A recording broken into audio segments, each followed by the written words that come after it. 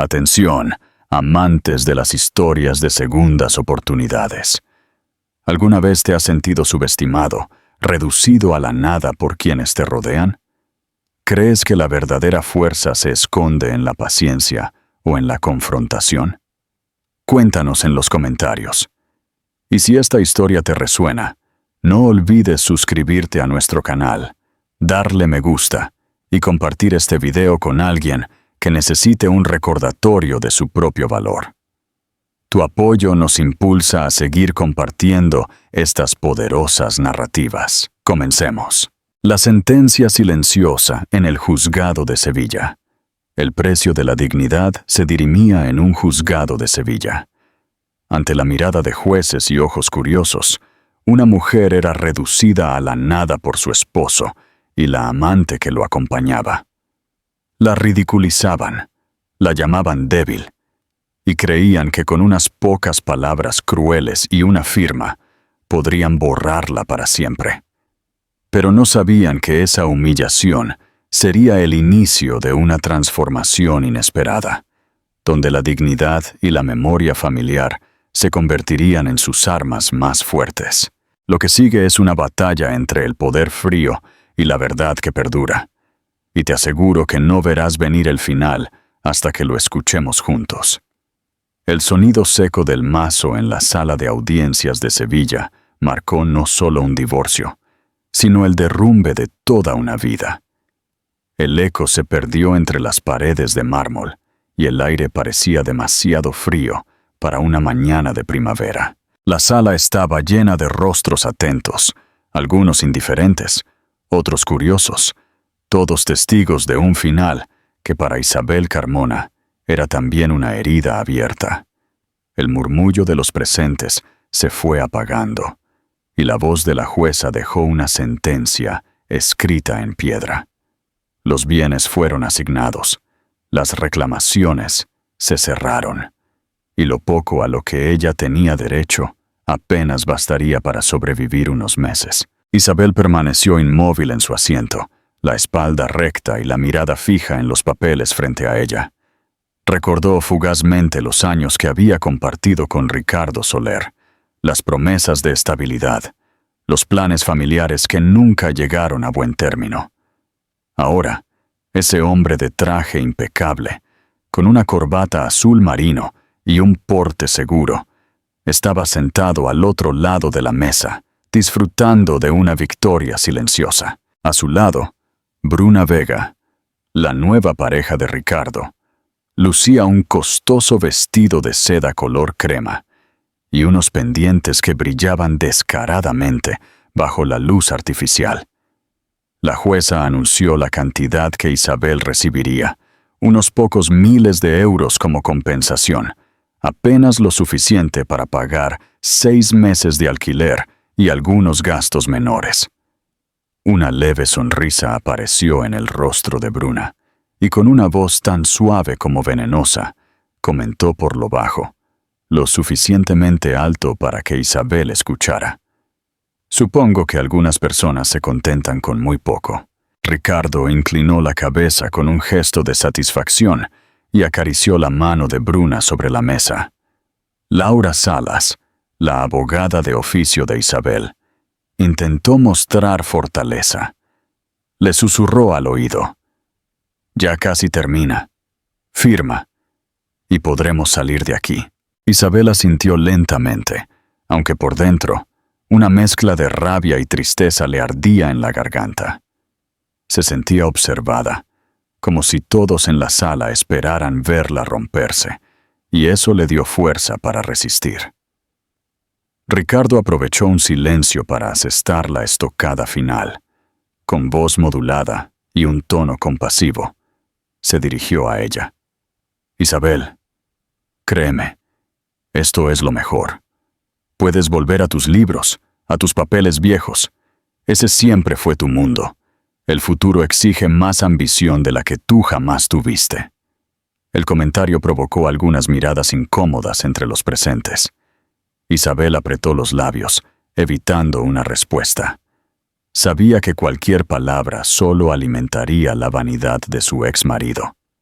Bruna, Incapaz de resistir la tentación, añadió un comentario aún más cruel.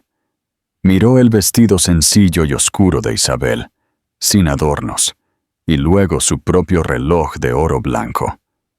Algunas personas son como piezas de museo, dijo con ironía, y no siempre en el buen sentido. La jueza concluyó la sesión. El sonido del mazo resonó de nuevo, cerrando definitivamente un capítulo en la vida de Isabel. Ella tomó la pluma que reposaba sobre los papeles, y aunque su mano tembló por un instante, firmó con un trazo firme. El silencio se apoderó del momento. Nadie aplaudió. Nadie sonrió más allá de Ricardo y Bruna. Era el final esperado, pero también la chispa que encendería lo inesperado. Entregando los documentos, Isabel recogió su sencillo bolso y su abrigo, un abrigo que había comprado en rebajas el invierno anterior. Caminó lentamente hacia la puerta, ignorando las palabras huecas de cortesía que Ricardo le lanzó a modo de despedida. Buena suerte, Isabel. De verdad espero que encuentres tu rincón tranquilo. Ella no replicó. Simplemente siguió adelante con su dignidad intacta, aunque su corazón se estuviera rompiendo por dentro. En el pasillo, la luz que entraba por los ventanales era gris, filtrada por las nubes bajas de Sevilla. Los sonidos de la calle llegaban amortiguados, el tráfico lento, las conversaciones lejanas. Isabel se detuvo un momento, respiró hondo e intentó recomponerse. Laura se le acercó con un gesto amable. Lo hiciste bien. Ahora es momento de empezar de nuevo. Isabel agradeció las palabras, aunque en su mente la frase sonaba casi imposible. Recordó cómo hace unos años había soñado con formar una familia en un piso luminoso, con desayunos de domingo y libros en cada estantería. Todo aquello se había hecho añicos como el cristal en manos descuidadas. Solo quedaban recuerdos difusos y un presente incierto. Aún así, se obligó a caminar con paso firme hacia la salida. La sala de espera estaba medio vacía. Una mujer mayor le ofreció una mirada de solidaridad, como quien reconoce la herida ajena. Isabel le devolvió un breve gesto, incapaz de soportar más. Al cruzar la puerta principal del juzgado, el ruido de la ciudad la envolvió. Los coches pasaban deprisa por la calle Reyes Católicos, los claxones sonaban a lo lejos, y un grupo de jóvenes charlaba animadamente en la acera. El contraste con el silencio solemne de la sala era abrumador. Isabel se detuvo en los escalones, levantó la vista hacia el cielo nublado y se preguntó en silencio cómo seguir adelante. El aire olía a humedad, a asfalto mojado.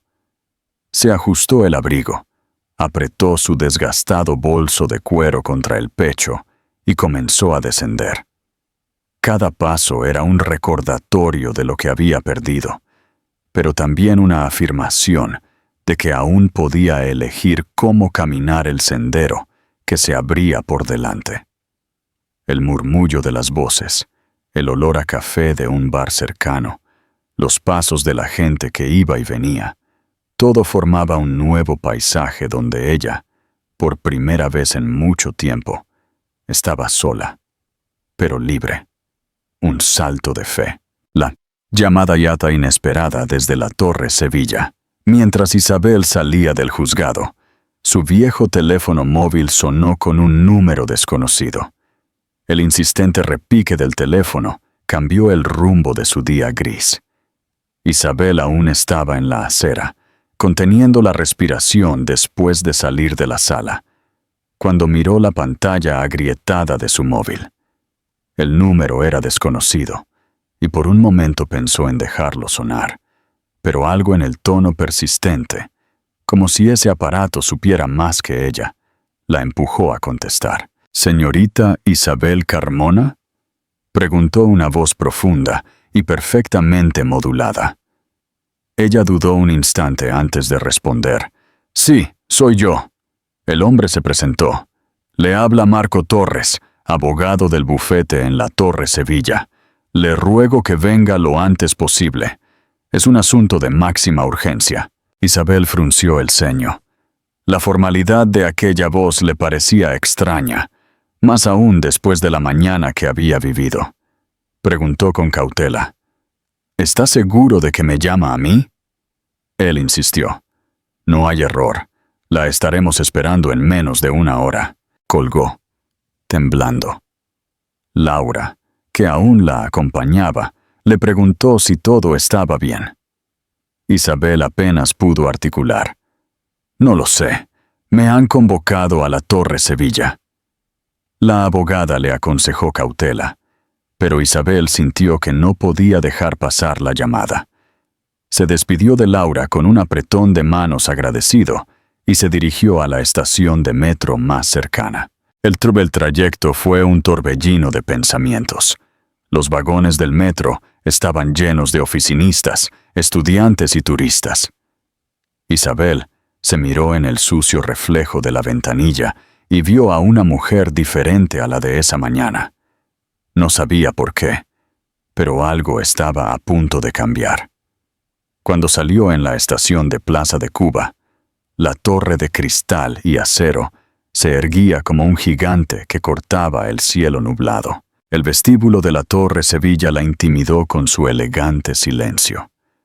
Mármol blanco, guardias de seguridad de traje, recepcionistas con sonrisas medidas. Una joven de chaqueta gris se le acercó. «Señorita Carmona, por favor, por aquí. El señor Torres la espera». Isabel asintió y se dejó conducir hacia un ascensor privado. El ascenso fue tan rápido que sintió un nudo en el estómago. Las puertas se abrieron directamente a un pasillo alfombrado. El ambiente olía a cuero caro y madera pulida. La asistente le indicó una sala de reuniones y abrió la puerta. Allí estaba Marco Torres, un hombre de unos 60 años, con el cabello gris perfectamente peinado, un traje de 3 piezas y una mirada penetrante. Se levantó cortésmente y le extendió la mano. «Gracias por venir con tan poca antelación». Isabel aceptó el saludo, un poco nerviosa. «Debo advertirle, puede que haya un error. No tengo ninguna conexión con su bufete». Él sonrió con calma. «Permítame explicarle. Llevo la herencia del difunto Esteban Guzmán». Ese nombre hizo vibrar un resorte en la memoria de Isabel. Lo había oído de niña, mencionado en conversaciones familiares como un pariente lejano y enigmático, casi una sombra. Recordaba vagamente haberlo visto en un funeral, alto, serio, con unos ojos que parecían ver a través de uno. Marco abrió un portafolio de cuero y le tendió un sobre sellado. «Este es el testamento del señor Guzmán, firmado hace 6 meses. En él, usted es nombrada como única heredera». Isabel dio un paso atrás, incrédula. Debe haber un malentendido. Apenas lo conocía. Él continuó con serenidad. «El señor Guzmán fue muy claro. La eligió precisamente por su historia, su discreción y su forma de entender el pasado». Los minutos se hicieron densos. Marco le explicó que el señor Guzmán había construido un conglomerado empresarial, silencioso pero inmenso, con intereses en energía, logística y tecnología. La cifra, pronunciada con precisión, impactó como un rayo en la sala. 75.000 millones de euros. Isabel se sintió mareada. Puso la mano sobre la mesa para mantener el equilibrio. «Esto es imposible», susurró. Marco lo negó suavemente. «Es real, y hay una condición. Para heredar sin restricciones, debe ocupar el puesto de presidenta del Consejo de Administración durante 1 año. Si renuncia, o es obligada a renunciar antes de ese plazo, Toda la fortuna será donada a un fondo global de patrimonio. Usted no recibirá nada. El silencio se estiró. Isabel pensó en su vida modesta en el pequeño piso de Triana, en los libros de archivo que catalogaba para sobrevivir. También pensó en las burlas de Ricardo esa misma mañana, en la sonrisa arrogante de Bruna.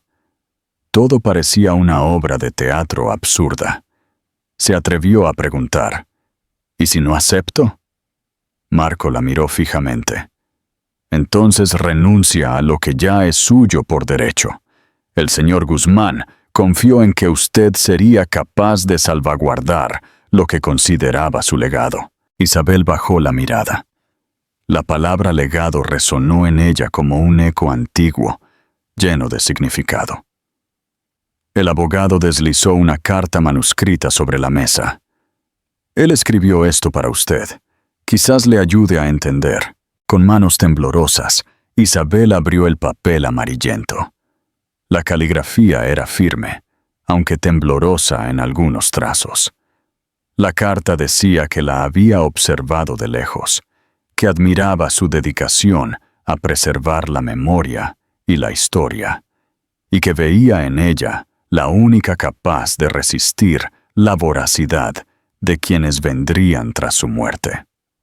Recuerda, Isabel, no es debilidad cuidar lo que perdura, es fortaleza. Las lágrimas brotaron de los ojos de Isabel, aunque intentó ocultarlas.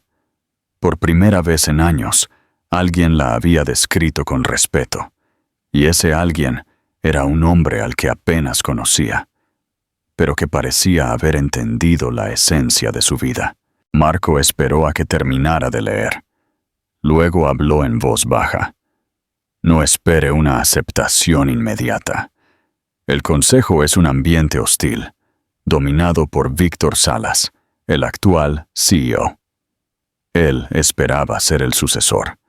Usted será vista como un error, una anomalía. Isabel tragó saliva. No sé si estoy lista para esto. El abogado respondió. Nadie lo está, pero usted tiene algo que ellos no, la verdad de la historia y la determinación de alguien que ya lo ha perdido todo. Isabel se puso de pie lentamente. Caminó hacia el muro de cristal, que ofrecía una vista impresionante de la Giralda. Los coches parecían insectos. El cielo estaba encapotado. La ciudad seguía su ritmo indiferente. Cerró los ojos y respiró hondo. ¿Cuándo empiezo?, preguntó con una voz más firme de lo que esperaba. Marco esbozó una leve sonrisa. Hoy mismo, si lo desea. El comunicado de prensa saldrá en unas horas. Su vida cambiará para siempre. Isabel volvió a sentarse, aún aturdida. Pensó en su madre, María, y su hermana Adela, y cómo reaccionarían al oír esa noticia. Recordó los comentarios crueles de Ricardo. Siempre estuviste más cómoda con los papeles viejos. Ahora esos papeles podían convertirse en su salvación. El abogado guardó cuidadosamente la carta en el portafolio y añadió: «Prepárese, señorita Carmona. La primera batalla no será en los periódicos, será en la sala de juntas». Sus dedos temblaron al recoger su bolso. Se despidió con un asentimiento y salió al pasillo. El ascensor la devolvió al vestíbulo en un suave descenso, pero para ella se sintió como un salto al vacío. Afuera, la tarde seguía nublada, y los transeúntes seguían su camino, ignorando que la mujer que pasaba a su lado acababa de heredar un imperio. Marco le había advertido: «El Consejo no la aceptará fácilmente. Prepárese para la resistencia, el escrutinio público, el reencuentro en la Plaza de España y el anuncio, parte 2». El alegre bullicio de la Plaza de España parecía burlarse de las dudas de Isabel. Después de la reunión en la Torre Sevilla, había vagado sin rumbo por las calles de la ciudad, tratando de asimilar lo que acababa de escuchar. La noticia de la herencia el rostro severo de Marco Torres, la carta manuscrita de Esteban Guzmán. Todo pesaba sobre ella como un secreto demasiado grande para llevarlo sola. Y sin embargo, lo primero en lo que pensó al salir fue en su madre y su hermana.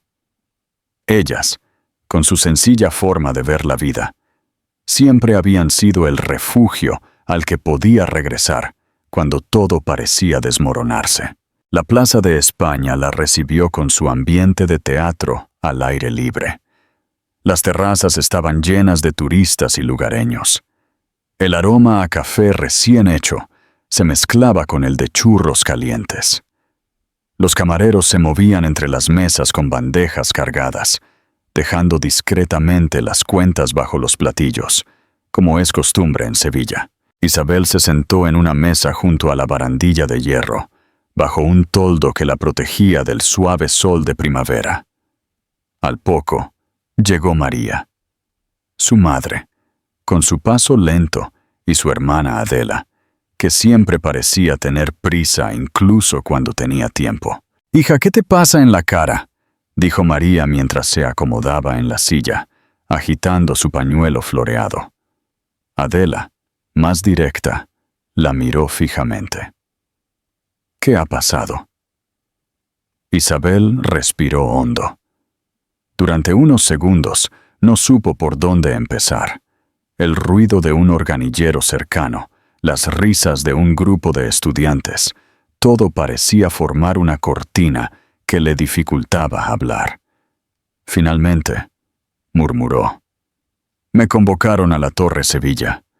Un abogado me dijo que soy la heredera de Esteban Guzmán». Las cejas de Adela se arquearon con incredulidad. «¿De qué hablas? ¿Ese tío lejano que apenas vimos una vez?».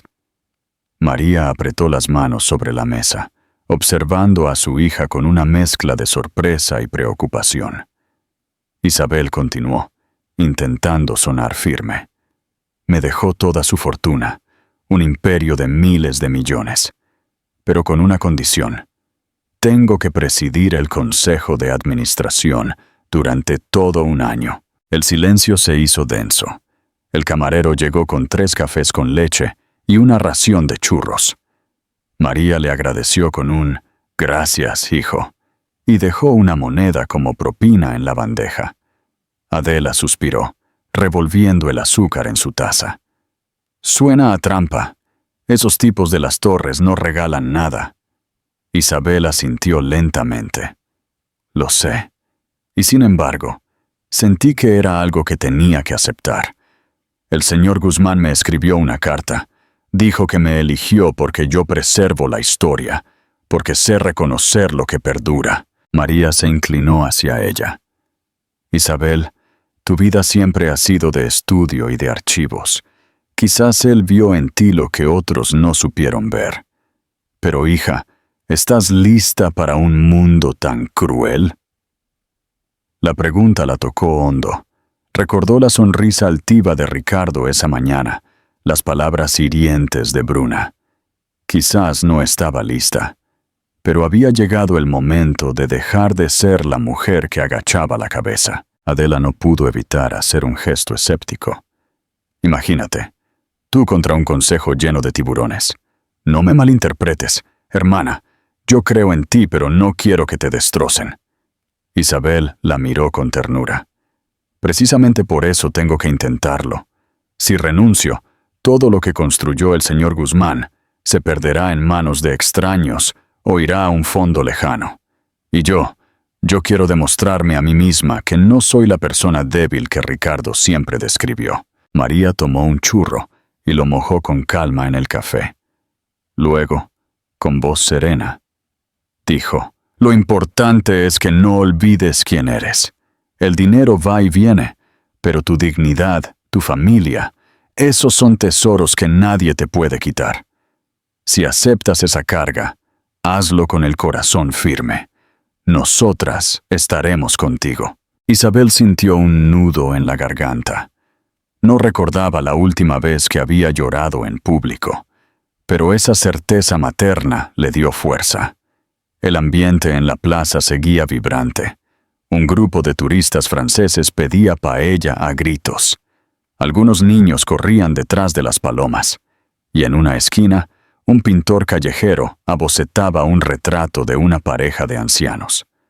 Todo era tan cotidiano que la magnitud de lo que Isabel acababa de decir parecía aún más irreal. Sin embargo, mirando a su madre y a su hermana, entendió que ese era su ancla.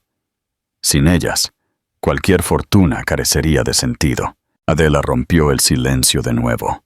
«¿Entonces qué vas a hacer?» Isabel colocó ambas manos sobre la mesa, como si se aferrara a la madera. «Voy a intentarlo. No puedo huir. Si fracaso, al menos sabré que lo intenté con todo lo que tenía». María sonrió dulcemente. «Esa es mi hija». En ese instante, un murmullo creciente recorrió la terraza. Los clientes giraron sus cabezas hacia el televisor colgado en la pared del café. El noticiero vespertino estaba transmitiendo un boletín urgente. En la pantalla apareció el rostro sobrio de una presentadora. «Ha fallecido Esteban Guzmán, empresario y fundador de uno de los conglomerados más discretos y poderosos del país. La sorpresa llega con el anuncio de su heredera, Isabel Carmona, una archivista universitaria residente en Sevilla». La imagen de Isabel, tomada de un archivo en una conferencia académica de hacía años, llenó la pantalla. Su corazón dio un vuelco. María y Adela intercambiaron miradas de asombro. Algunos clientes del café empezaron a murmurar, señalando discretamente hacia su mesa. Un niño incluso preguntó en voz alta: ¿Es ella? Isabel permaneció inmóvil, con la taza a medio camino entre la mesa y sus labios. El café temblaba en el platillo. Sintió que el suelo bajo sus pies se movía. No había vuelta atrás. Lo que hasta ese momento había sido un secreto compartido solo con su madre y su hermana era ahora noticia pública. Un terremoto que viajaría a cada rincón de su vida. Los detalles seguían en la pantalla. Imágenes de archivo de Esteban Guzmán. Titulares que hablaban de miles de millones y poder. Pero Isabel apenas escuchaba. Su respiración se hizo lenta, pesada. Pensó en Ricardo, en Bruna, en cómo reaccionarían al ver su nombre por todas partes. Pensó en Víctor Salas, a quien aún no conocía, pero que seguramente la vería como una intrusa. Y también pensó en la mirada tranquila de Marco cuando le advirtió: el consejo no la aceptará fácilmente. El murmullo en el café aumentó. Adela apretó la mano de su hermana debajo de la mesa, y María le acarició el hombro con suavidad. Isabel supo que su vida, tan modesta hasta entonces, acababa de convertirse en un escenario público. Y aunque el miedo la abrazaba, también sintió una chispa de determinación encenderse en su interior. La primera batalla. El consejo hostil. Parte 3. La primera batalla. La noticia corrió por los pasillos de las 4 torres como un fuego. Una archivista anónima era la nueva presidenta. En cuestión de horas, periódicos y canales de noticias repetían su nombre. Viejas fotografías aparecían en portales digitales, y los comentaristas financieros se preguntaban cómo una mujer sin experiencia en grandes corporaciones había heredado uno de los imperios más discretos y poderosos del país. Isabel apenas podía creer lo que estaba sucediendo. Su rostro, antes invisible para todos, era ahora objeto de debate en tertulias de radio y televisión. Después de la tarde en la Plaza de España con su madre y su hermana, había regresado a casa exhausta. El teléfono no dejaba de sonar, y su buzón de correo electrónico se llenaba de mensajes de desconocidos, pero el más importante era de Marco Torres. Tenía que asistir a la primera presentación formal ante el Consejo de Administración de inmediato. No había tiempo para la duda. El comunicado de prensa oficial ya circulaba, y las expectativas eran altas. Esa mañana, un coche oficial la recogió frente a su modesto edificio en Triana. Al salir, notó a un par de vecinos curiosos que fingían sacar la basura para mirarla. El coche avanzó por la Avenida de la Constitución a través del intenso tráfico, y cada semáforo parecía un recordatorio de lo irreal que era todo. Cuando llegó a las 4 Torres, las cámaras de algunos periodistas la asaltaron. Flashes, micrófonos extendidos, preguntas rápidas. Isabel bajó del vehículo con la cabeza bien alta, aunque por dentro sentía un torbellino. Un guardia de seguridad la condujo al interior, donde el elegante silencio reemplazó el bullicio exterior. El vestíbulo tenía mármol brillante y un aire solemne. Isabel se sintió pequeña en medio de tanto lujo, pero recordó las palabras de su madre. Lo importante es que no olvides quién eres. Una recepcionista le pidió su identificación, y de inmediato una asistente de traje oscuro la acompañó a un ascensor privado. El trayecto de su vida fue tan rápido que apenas pudo respirar. Al salir, un pasillo alfombrado y silencioso la condujo a la sala de juntas. Allí la esperaba una escena intimidante. Una mesa ovalada de madera pulida ocupaba el centro. 10 directores ya estaban sentados, la mayoría hombres de trajes impecables, algunos con canas, todos con una expresión calculadora. Al fondo, junto al ventanal panorámico que mostraba el skyline de Sevilla, estaba Víctor Salas, el CEO. Alto, de rostro anguloso, cabello negro peinado hacia atrás y ojos fríos. No se puso de pie, solo asintió levemente. «Bienvenida, señorita presidenta», dijo con voz gris. Isabel sintió un escalofrío. Le agradeció en un tono que intentó mantener firme. A su derecha, notó la mirada de una mujer mayor, elegante, con el cabello recogido en un moño y un discreto collar de perlas. Era Elena Ramos, una veterana directora conocida por su prestigio en los círculos empresariales.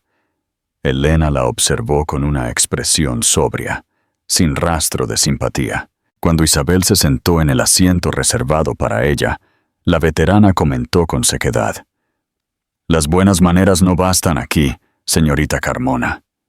La frase cayó como un cuchillo.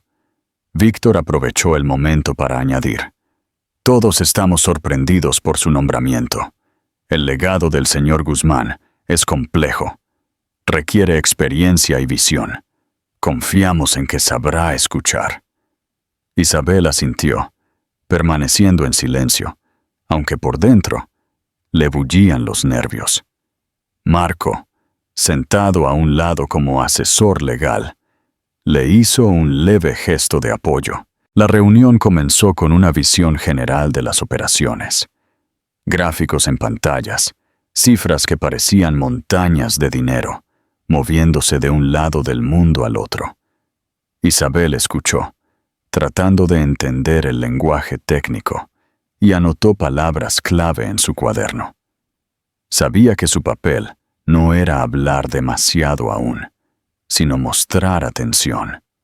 Aún así, de vez en cuando sentía miradas burlonas de algunos directores, como si apostaran a que no duraría un mes. De repente, Víctor interrumpió el informe de un analista. «Señorita presidenta, quizás quiera revisar este documento». Una asistente colocó una carpeta gruesa frente a Isabel.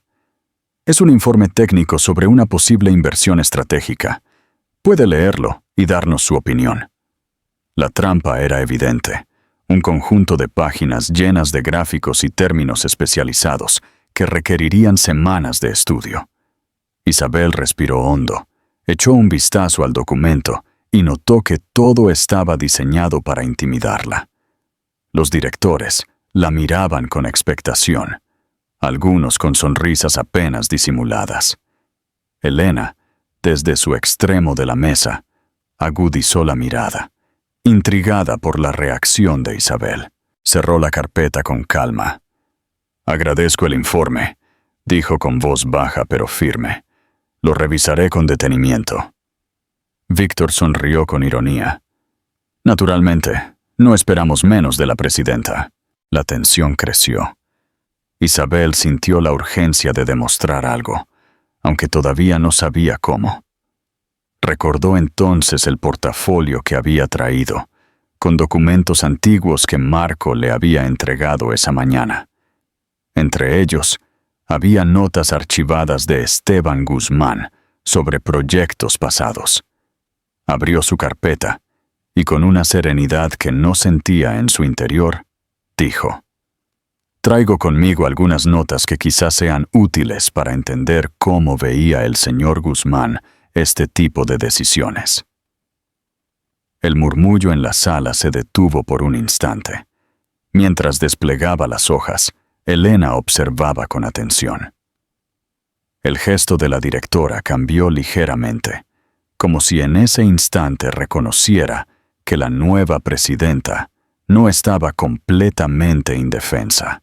Isabel habló durante unos minutos sobre la importancia de la prudencia, de cómo el pasado ofrecía lecciones para el futuro.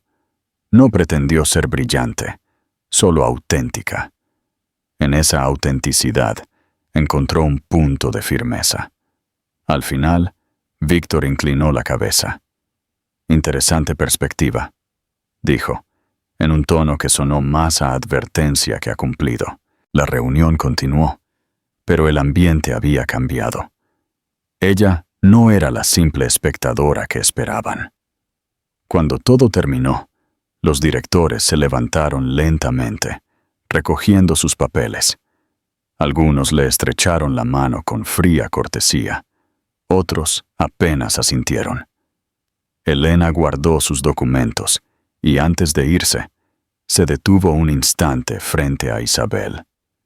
La miró sin sonreír y le dijo en voz baja: «Veremos si está a la altura». Isabel guardó sus cosas y salió de la sala con el corazón latiéndole. El eco de los pasos en el pasillo parecía acompañar cada pensamiento. Sabía que aquello era solo el principio y que los desafíos crecerían aún más. El resurgimiento. La batalla en la sala de juntas, parte 4. El resurgimiento. La sala de juntas se convirtió en un campo de batalla donde cada palabra pesaba como una sentencia. El aire frío del sistema de ventilación contrastaba con la tensión que crecía a cada minuto.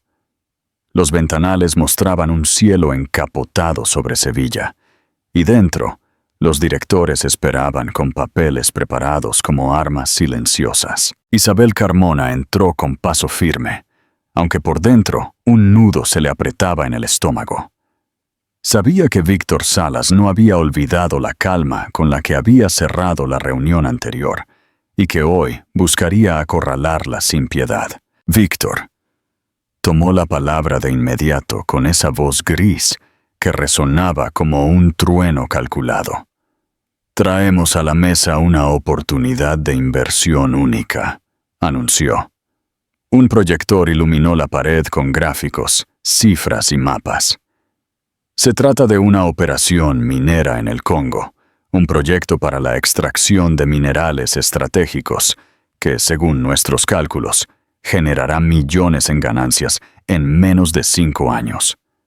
La presentación estaba llena de tecnicismos y previsiones financieras.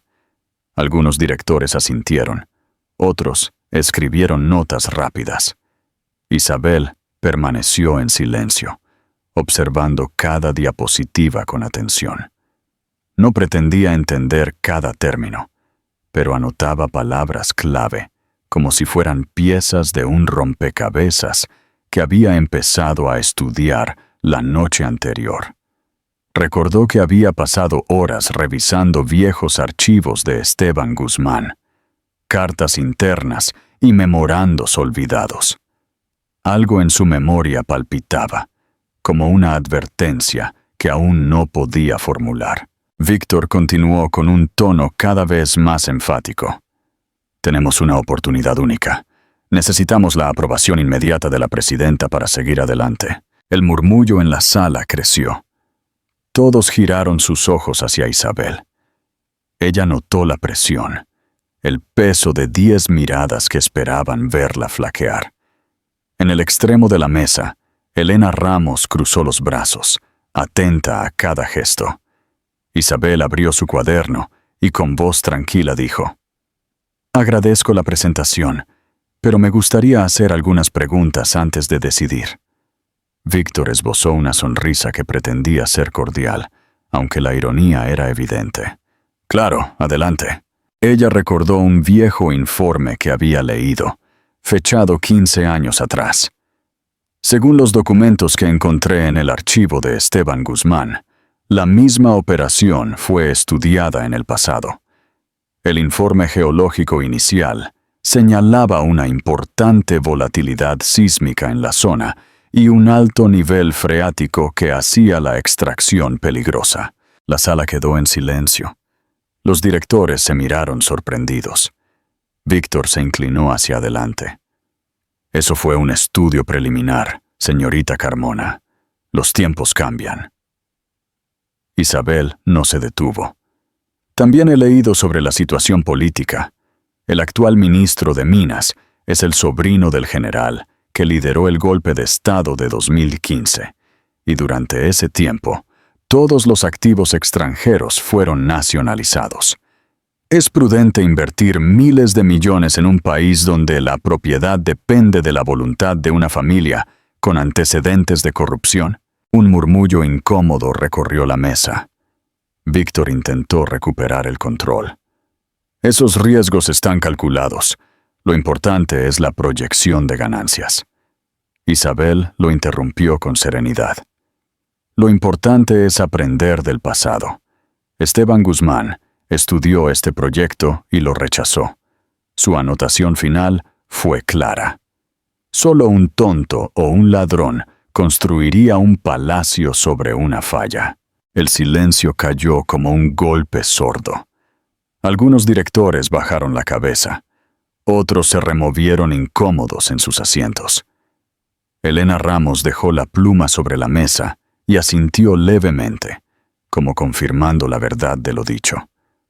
La frase de Esteban Guzmán resonó con la fuerza de un eco que nadie podía ignorar. Víctor cerró su portátil con un chasquido abrupto. «Veo que ha hecho su tarea». Su tono destilaba rabia contenida. «Pero las decisiones del pasado no deben atarnos. El mundo actual exige audacia». Isabel le sostuvo la mirada. «Audacia sin memoria es imprudencia». El presidente de la mesa, un director de barba canosa, intervino por primera vez. «Creo que deberíamos reconsiderar esta propuesta. Si el señor Guzmán ya la descartó, es apropiado revisar los fundamentos con mayor calma». Otros miembros asintieron, conscientes de que la prudencia era ahora la única salida honorable. La votación fue breve. La mayoría decidió archivar el proyecto de inversión. Víctor apretó los dientes. El resurgimiento. La batalla en la sala de juntas. Parte 4. Continuación.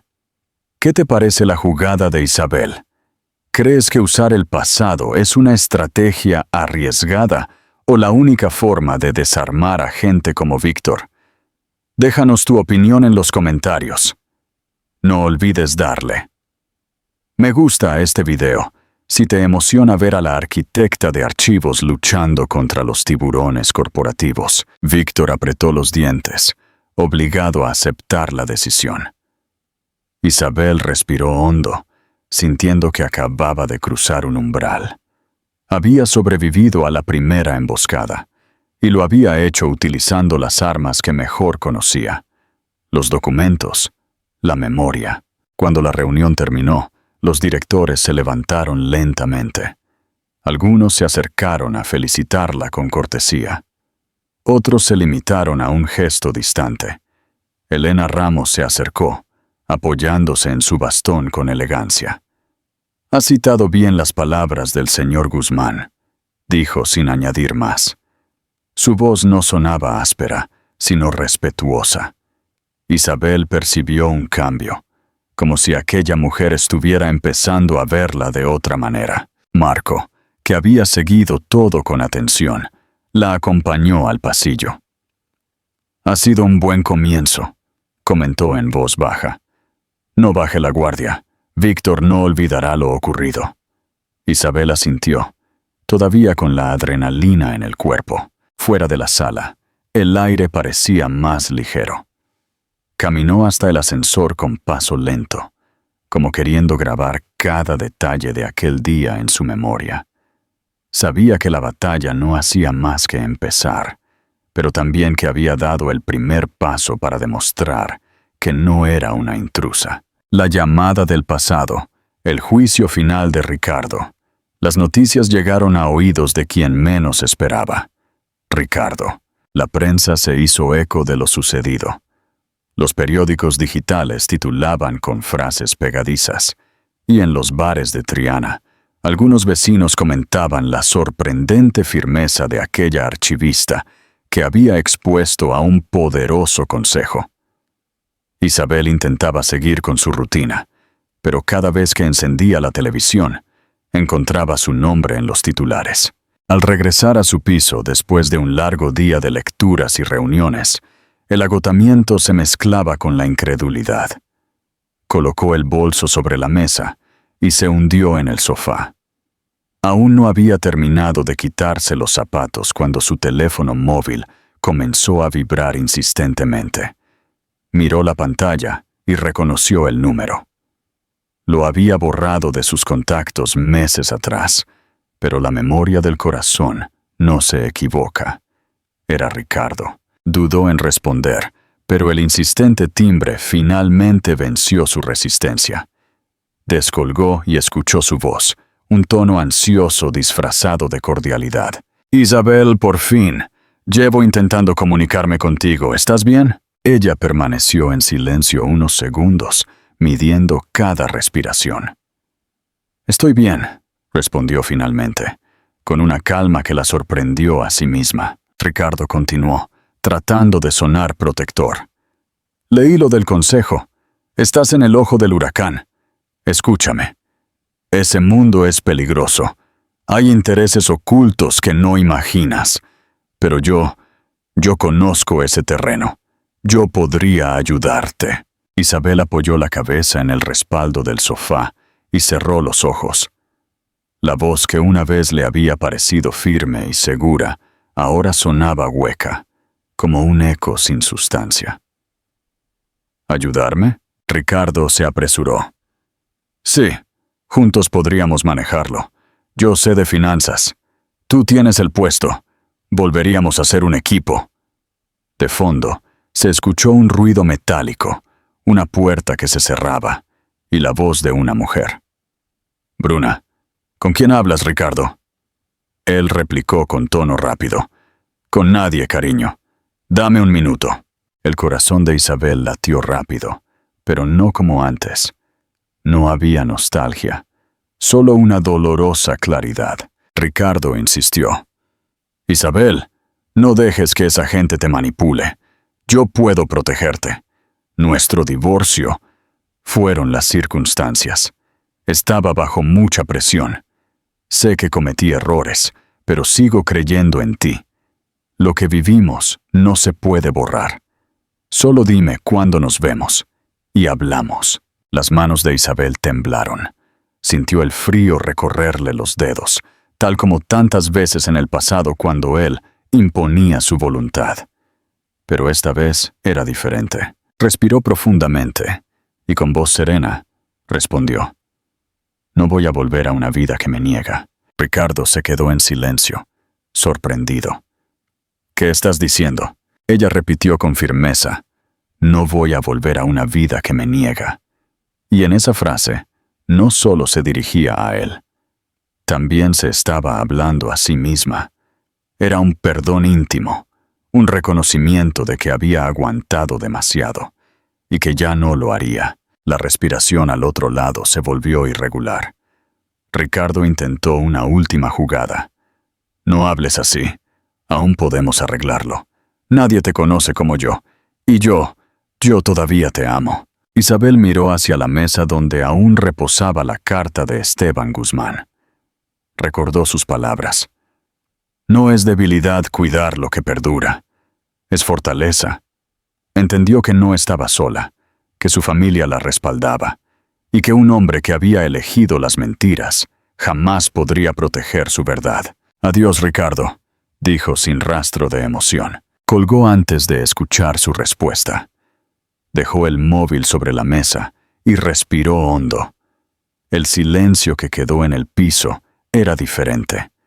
No vacío, sino lleno de una paz que no recordaba sentir en años. Se puso de pie y caminó hacia la ventana. Afuera, la vida del barrio seguía su propio ritmo. Un grupo de jóvenes charlaba en el bar de la esquina. Una mujer mayor cargaba bolsas de la compra. Un guitarrista tocaba un acorde sencillo junto a la entrada del metro. Isabel se sintió parte de esa escena cotidiana. No era la mujer derrotada del juzgado, ni la figura inesperada de los titulares. Era alguien que había decidido no retroceder. Encendió la lámpara del salón y se sirvió un vaso de agua. El simple sabor del agua fría la reconfortó. De repente, la televisión en un canal de noticias captó su atención. En la pantalla aparecía Víctor Salas en una entrevista. Con su sonrisa calculada, declaraba: «El legado de Esteban Guzmán es demasiado grande para quedar en manos inexpertas. Confío en que pronto se tomarán decisiones responsables». Isabel bajó el volumen. No necesitaba escuchar más. Sabía que Víctor no se rendiría y que la batalla no hacía más que empezar. Pero dentro de ella, algo había cambiado para siempre. Ya no temía al pasado ni a los fantasmas de Ricardo. Ahora estaba preparada para defender lo que se le había confiado. Con la memoria como arma y la familia como refugio, el camino estaba claro. La victoria final. El legado de la archivista, parte 5. La victoria final. La noticia de la reunión del consejo se difundió rápidamente. Los periódicos digitales publicaron titulares con frases como «Archivista desnuda a la Junta» e «Isabel Carmona vence negocio minero». El resultado inesperado la convirtió en un nuevo tipo de celebridad. El público, cansado de escándalos corporativos, veía en ella una figura de integridad, una mujer que usaba el sentido común y el conocimiento histórico para luchar contra la codicia. En los bares de Triana, sus vecinos hablaban de ella con orgullo. Isabel intentó seguir con su rutina, pero cada vez que salía del piso, se encontraba con sonrisas y palabras de aliento. Las llamadas de Ricardo habían cesado y sintió un gran peso aliviarse de sus hombros. Aún le quedaba enfrentar a la Junta, pero ahora tenía una nueva aliada. Elena Ramos, la directora veterana que al principio había parecido tan fría, se había convertido en su apoyo más importante. Su respeto tranquilo y su conocimiento de los entresijos de la empresa eran invaluables. Pocos días después, tras una larga jornada de reuniones, Isabel se reunió con su madre, María, y su hermana Adela en su café habitual de la Plaza de España. El ambiente era festivo. Un músico callejero tocaba un pasodoble y las parejas bailaban con alegría contagiosa. «Cuéntanos todo», dijo Adela. Isabel relató lo ocurrido en la segunda reunión de la Junta, cómo Víctor había intentado impulsar un contrato fraudulento y cómo ella lo había detenido con la inesperada ayuda de Elena Ramos. «Elena se me acercó después de la reunión y me pidió disculpas», dijo, recordando cada palabra. Dijo que me juzgó sin conocerme y que me ayudaría a proteger el legado de Esteban Guzmán. María sonrió con ternura. Eso demuestra que la verdad se abre camino. Si hasta ella reconoció tu valor, es porque lo tienes. Adela levantó su vaso con un gesto decidido. Brindo por ti, sumo sacerdotisa de los archivos, porque supiste defenderte y porque lograste lo que nadie esperaba. Chocaron los vasos y bebieron lentamente. Isabel sintió un calor en el pecho, un calor diferente al de la bebida, más profundo. Era la sensación de estar acompañada en el viaje, de no cargar sola con un peso enorme. Se quedó en silencio unos segundos, observando la plaza. El sol se ponía y bañaba las paredes en tonos dorados. Un guitarrista tocaba suaves melodías cerca de la estatua ecuestre, y los niños corrían detrás de las palomas. La vida seguía, indiferente a sus batallas privadas. Y en ese contraste, encontró una paz inesperada. Entonces recordó las palabras de Ricardo en aquella llamada reciente, su promesa vacía de volver, su súplica teñida de egoísmo. Por primera vez, no le dolió. No había rabia, solo distancia. Entendió que perdonar no era aceptar al otro, sino liberarse de la herida. En su interior, se dijo un breve monólogo, casi una oración silenciosa. Me perdono por aguantar demasiado, por dudar de mi propio valor. No soy la mujer que me describieron. Soy la que eligió no volver a esa vida. El pensamiento le trajo un alivio inmenso, como si un viejo peso se hubiera caído de sus hombros. María interrumpió sus pensamientos con voz dulce. Tu tío Esteban Guzmán te dejó un imperio, hija. Pero tu mayor riqueza somos nosotras, añadió Adela con una carcajada. Y no te vas a librar de nosotras, aunque lo intentes. Las tres compartieron una risa genuina, y ese sonido fue más curativo que cualquier victoria en una sala de juntas.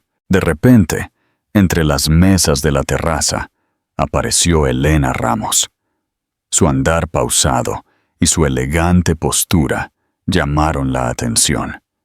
Se acercó a la mesa de Isabel y se inclinó ligeramente. No quiero interrumpir su momento familiar, dijo en voz baja.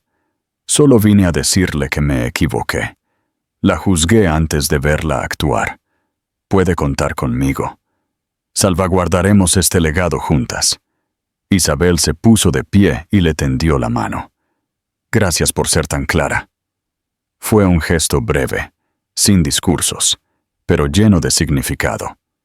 Elena se fue poco después, dejando tras de sí una sensación de sincera reconciliación. El resto de la tarde transcurrió sin sobresaltos.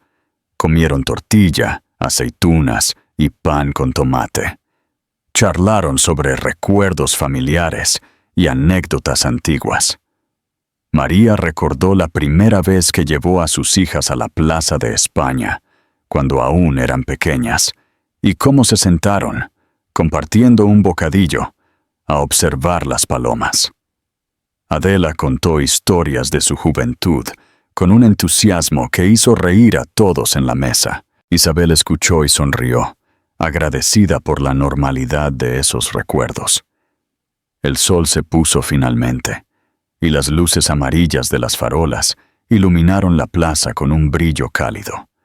El camarero trajo la cuenta, que María pagó, dejando una generosa propina.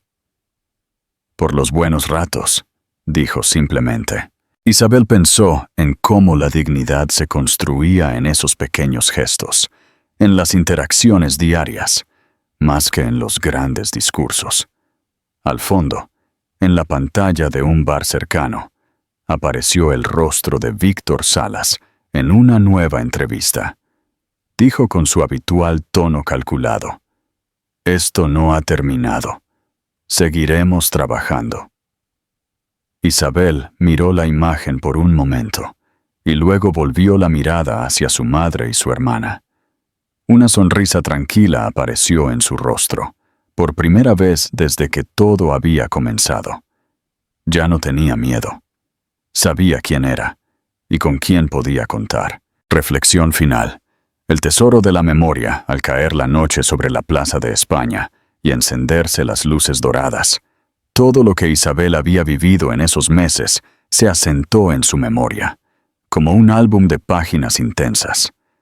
La archivista que un día salió de un juzgado humillada, había aprendido a levantar la voz en medio de las torres de cristal, a defender un legado que no era solo económico, sino humano, y a reconciliarse consigo misma. A su lado, la mirada serena de su madre y la complicidad franca de su hermana le recordaban que ninguna victoria tiene sentido sin las manos que nos sostienen en silencio.